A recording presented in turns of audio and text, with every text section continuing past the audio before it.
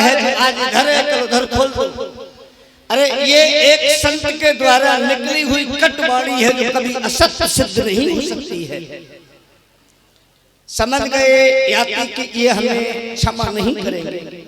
यात्री महाराज ने कहा कि अब हम तुमसे क्षमा मांगेंगे भी नहीं, लेकिन एक प्रश्न का उत्तर आप दे दीजिए, हमें आपसे श्राप मुक्त नहीं होना है।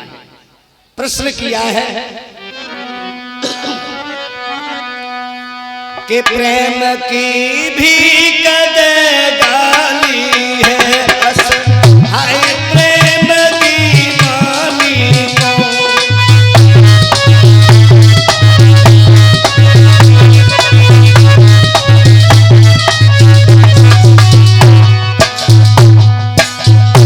पानी प्रेम में पिलायो है, प्रेम पिया से पानी को।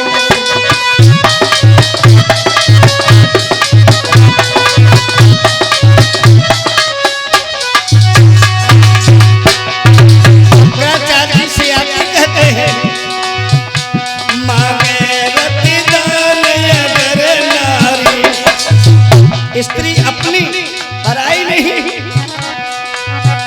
मांगे रतिदान अगर नारी,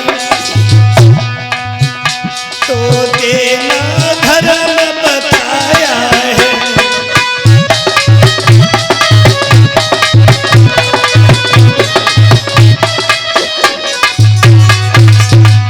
कहिए इस कठिन समस्या में इस सेवक का कर्तव्य क्या है।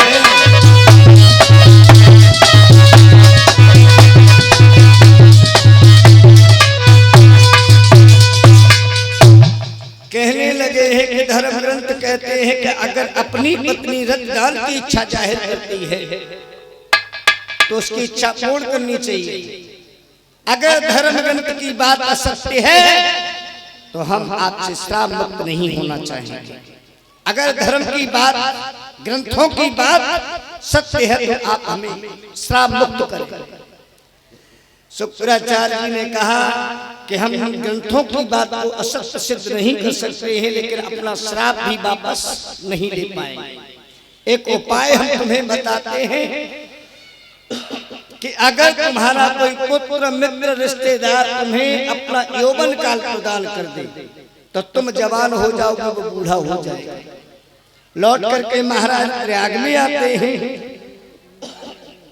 अपने पुत्र से यौवन की मांग की। जो बड़े पुत्र थे यदु, उनसे कहा बेटा तुम्हारे नाना श्री शुक्राचार्य के श्राप के कारण हम समय से पहले वृद्ध हो गए, हम चाहते हैं कि आप अपना यौवन काल हमें प्रदान करें। यदु कहने लगे हैं पिताश्री जो तुम्हारी मांग है वो धर्म के विपरीत है। वो कैसे है? जवाब देते हैं यदु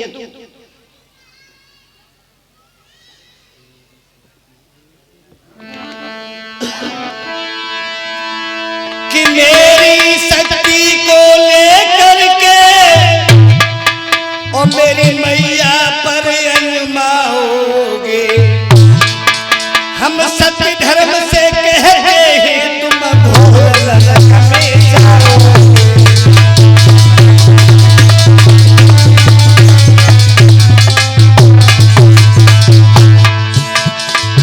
वन में जाकर अब भजन करो, का रखो पिता जवानी में, इतने पे बात नहीं मानो, मर जाओ चुल्लू भर पानी में।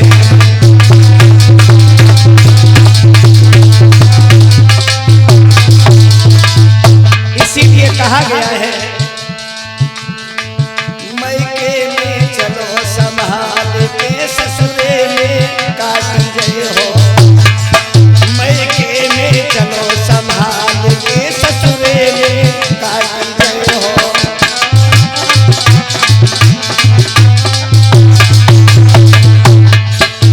धर्मराज जब लेखो मांगे का कह के समझे हो। धर्मराज जब लेखो मांगे का कह काहे के समझे हो।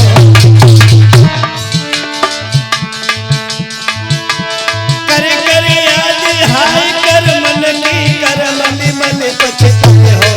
ससुरे में काटे हो।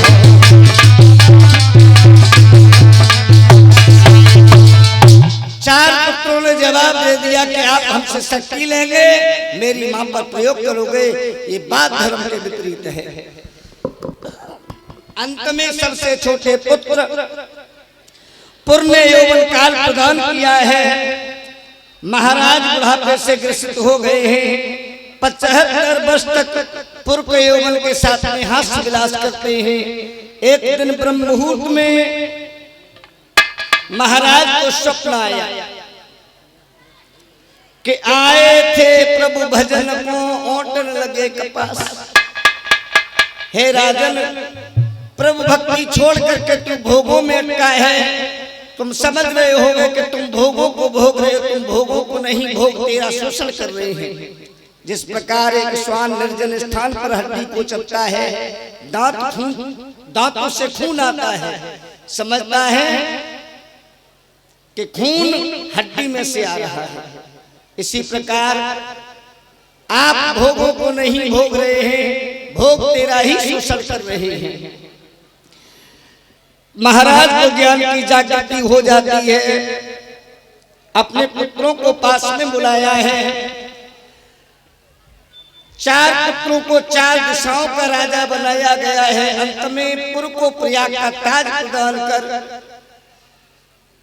साथ ही साथ उसका यौवन काल वापस करने के बाद में देवयानी को साथ लेकर वन गमन करते हैं, जहां प्रभु भक्ति कर अपने जीवन को धन्य समझते हैं। बोले आनंद कंद भगवान की जय हो।